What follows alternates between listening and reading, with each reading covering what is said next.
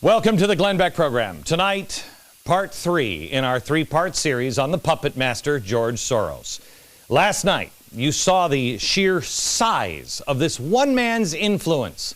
It is breathtaking. He has brought entire regimes and currencies down to the ground in flames. If you don't understand where America is heading, you will after tonight. And if you think it doesn't matter, well, this is a wrong show for you. I want you to know and remember this. In these last 3 episodes, I'm not making claims. I'm not asking questions. I'm not telling you statements of fact. What I'm telling you is watch George Soros in his own words. Where is the country headed? George Soros. The question is whether we need, and whether Mr. Soros and his foundations can help to bring more foreign influence into the United States instead of relying on what is essentially a balance between Democrats and conservative Republicans. I think you put your finger on a very important flaw in the current world order, and that is that only Americans have a vote in Congress, and yet it is the United States that basically determines policy for the world. That is a flaw in the current setup. It's a problem for him that people in China or France don't get to vote. Find out who sits in Congress. Is it for you? You need to make a choice. Mr. Soros has made his choice. I have made mine. Tonight, you decide.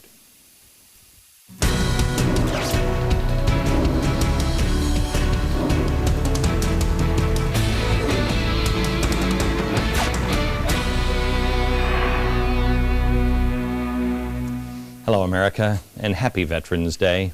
Veterans and Marcus Luttrell, I'm thinking about you today.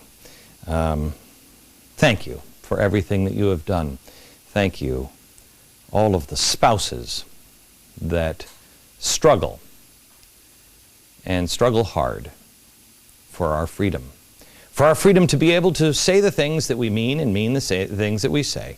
For our freedom to be able to speak against or speak about the most powerful people in the world and not be crushed because you're the little guy. That's what America is about. To have a difference of opinion. And as George Washington said, meet on the battlefield of ideas. Tonight, part 3. Part 3 on George Soros. I'm going to recap, give you a little bit of new information here. I'm going to recap in the next 10 minutes, and then I'm going to ask you for your decision. These are things that you have to ponder. You can't just take my word for it. You have to decide, am I going to look into this more on my own? Am I going to educate myself? Or am I just going to put my head back in the sand and say, no, it's all fine, it's all fine, it's all fine? Because there is a choice. Who is George Soros? And is he involved in the changes in our country? And if he is, and if he's using his money to greatly influence our country, why don't I know about it? And do I agree with him? Maybe you do. George Soros had a rough childhood. He was born in Hungary in 1930. Not the place you wanted to be in 1930, especially if you were a Jew. His mother was wildly anti-Semitic. Again, for anybody who is crying, oh, there's some sort of anti-Semitic attack from George Soros. No, it's not. I'm not calling his mother an anti-Semite. George Soros did. Those are his words, not mine. Quote, "My mother was quite anti-Semitic and ashamed of being Jewish. Given the culture in which we lived, being Jewish was a clear-cut stigma, disadvantage, a handicap, and therefore she always had the desire to transcend it, to escape it." That is pretty powerful in a child's life. Both of his parents were non-practicing Jews. His real family name was not Soros, it was Schwartz. But what would you do if you lived in Hungary in the 1930s and 40s? Would you keep the name Schwartz? When George was 6 years old, the family changed the name from Schwartz to Soros. Now, at first, it just makes sense on the surface because you're like, okay, well, of course, they're trying to stay alive. They were madmen rounding Jews up. But when you look at the name Soros, it's an obscure name. What does it mean? Where did it come from? Well, it means to soar. But more importantly, it derives from Esperanto, which is a made-up trans-European language. It was started, I think, in the 1880s, and it was promoted by those who dreamt of a world free of nationalities. Get it? A world free of nationalities, an open society. His father was very much into this. That's how they picked the name Soros. So when George Soros was 14, his father basically bribed a government official to take his son in and let him pretend to be a Christian. His father was just trying to keep him alive. He even had to go around confiscating the property of Jewish people. Now imagine, you are Jewish, and you have to go and confiscate the property of your fellow Jews. And you are pretending to not be a Jew, and if anybody finds out, you're dead. He actually had to endure watching people sent off to their eventual murders. Watching people gathering their stuff, sending them off, knowing that they were going to go to their death. What does that do to somebody? How do you deal with it? How many years of therapy would somebody need after something like that?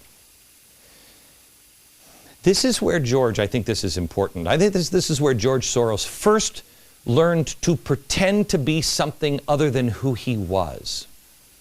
He had to. I am not blaming or questioning a 14-year-old or his parents for trying to keep him alive, trying to keep the family alive. I don't think anyone can understand what it must have been like to be Jewish in that scenario. Can you? Especially 14. I don't want to question the 14-year-old.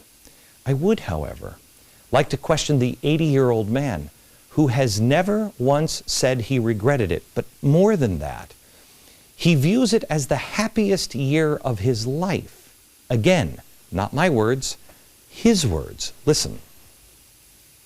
It was actually probably the happiest year of my life, that year of German occupation. For me, it was a very positive experience. It's a strange thing, you know, because you see incredible suffering around you, and in fact, you're in considerable danger yourself.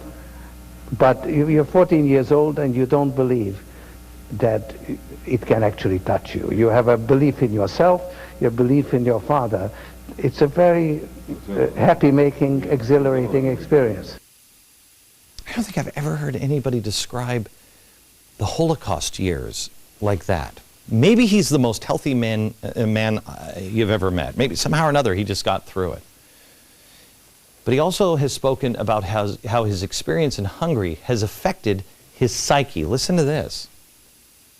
Did anybody tell you in Hungary why they didn't like Jews at the time?